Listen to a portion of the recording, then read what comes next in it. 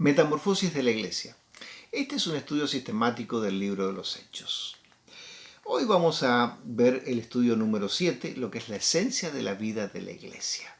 Ya hemos visto el proceso de metamorfosis, estamos en este momento en lo que es la mariposa adulta, donde ya la Iglesia entra a caminar de una forma muy especial.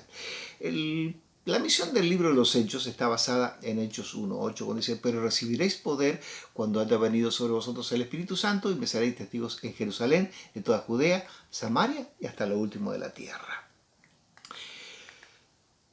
El Evangelio en Jerusalén, que es la primera parte. Primero, el arrepentimiento. Encontramos que había arrepentimiento en la vida de la gente y por lo tanto se podía trabajar, porque sin arrepentimiento no podía haber perdón de pecados, y por lo tanto a través del arrepentimiento la gente estaba preparada para que su vida fuese edificada. La investidura de poder. Ellos sabían bien que en el momento en el que el Espíritu Santo desciende sobre la iglesia es investida de poder y tiene una potencia muy, pero muy diferente a lo que era antes de Pentecostés. Por lógica natural, la iglesia se va multiplicando porque las personas van creyendo y el evangelio se va extendiendo en todo lo que era Jerusalén. Había abundancia porque aquellos que tenían más y traían sus propiedades, las vendían, las ponían a los pies de los apóstoles, y de esta forma ellos tenían para todas las necesidades de toda la gente. En aquel momento todos tenían lo necesario. Aprendieron a vivir lo sobrenatural. Lo sobrenatural era algo de la vida cotidiana y ellos vivían como algo normal y natural. El milagro era parte de la vida de ellos. Para nosotros lamentablemente no lo es tanto, pero esto es algo natural en lo que es la vida de la iglesia del libro de los Hechos. Había voz profética. Ellos no tenían problemas con las autoridades civiles, pero sí tenían problemas con las autoridades judías, y por lo tanto ellos tenían que anteponerse a las amenazas que recibían de parte de las autoridades judías. Tenían el reconocimiento de las marcas de Jesús. Ellos vivían impregnados por el perfume que Jesús les había dado. Ellos vivían y sabían que habían sido transformados por el poder de Jesucristo. Sus vidas eran cambiadas y tenían el sello especial del Señor Jesucristo. La gente los reconocía que ellos habían estado con Jesús. Y después nos encontramos con adversidades externas e internas.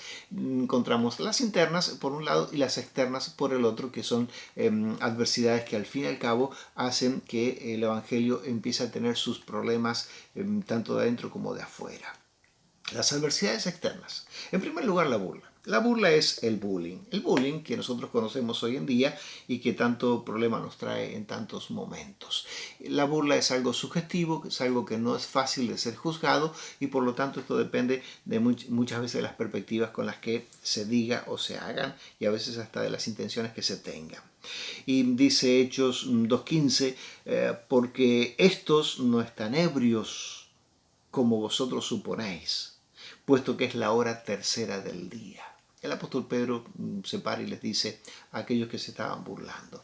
Claro, cuando Dios obra hay naturalmente dos partes: aquellas que comprenden el mensaje y aquellas que no comprenden el mensaje. Aquellas que comprenden el mensaje tienen una sensibilidad de espíritu muy diferente de las otras, y las otras juzgan como diciendo: bueno, están todos borrachos, están todos locos, están de remate, estos no saben ni lo que hacen.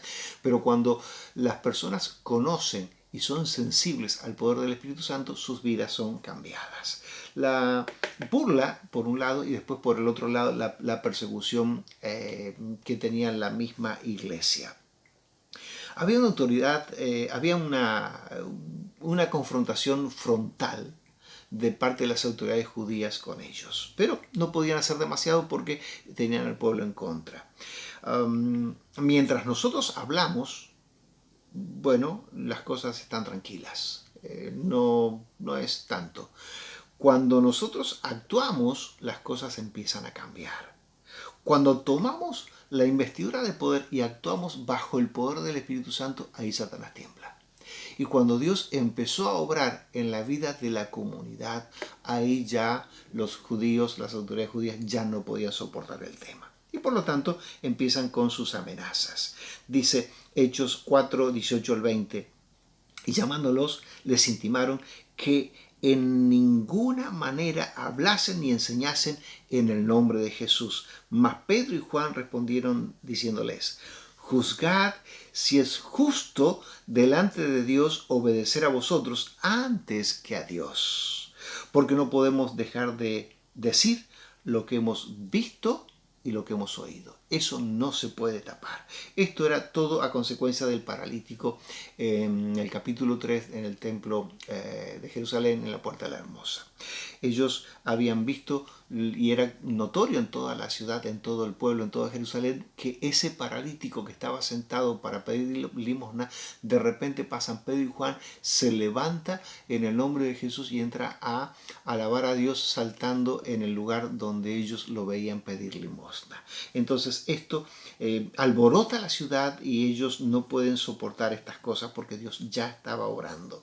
Un poquito más adelante en el capítulo 4, versos 29 al 31 dice: y ahora, Señor, mira sus amenazas y concede a tus siervos que con todo denuedo hablen tu palabra. Y esto es algo grandioso, porque cuando vemos que no dicen ellos que, Señor, líbranos de los judíos que nos están volviendo locos, sino que dice, mira sus amenazas y concede a tus siervos que con denuedo hablen tu palabra, que no nos callemos, mientras extiendes tu mano para que se hagan sanidades, señales y prodigios mediante el nombre santo de tu Hijo Jesús.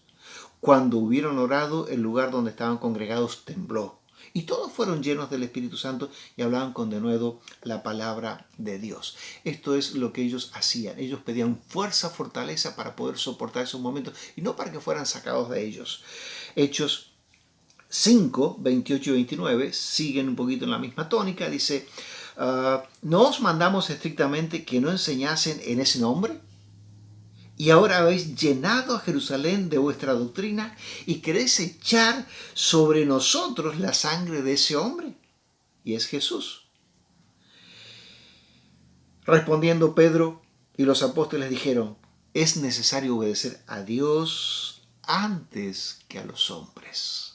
Con esto le estaban diciendo, nosotros sabemos bien en quién hemos creído, a quién estamos obedeciendo, y por lo tanto nosotros tenemos seguro y sabemos perfectamente el camino que necesitamos recorrer. Voy a terminar con una ilustración. Hace un tiempo atrás, en medio de toda la pandemia que estamos viviendo, ha sucedido algo en un lugar. Y en este lugar, en esta ciudad, las autoridades le dieron permiso a los bares y a los antros que pudieran trabajar, pero a las iglesias no. Entonces, un pastor con mucha perspicacia, él todo lo que fue el templo lo ornamentó como si fuera un bar y él usó una bandeja de bar con la Biblia arriba y se puso a predicarles a aquellos que estaban en el bar. Habían puesto mesas y habían puesto sillas, haciendo de cuenta que era un bar. Esto nos habla que en el nombre de Jesús tenemos autoridad para sobreponernos a aquellas cosas que el enemigo quiera aprovecharse y poner en algunos momentos para que el mensaje de Dios se pare. En el nombre de Jesús tienes poder para poder sobreponerte a la burla y para poder sobreponerte también a aquellas cosas que te van a perseguir, leyes o cosas que se levanten en contra de la iglesia de Jesucristo. Recuerda, tienes poder en el nombre de Jesús.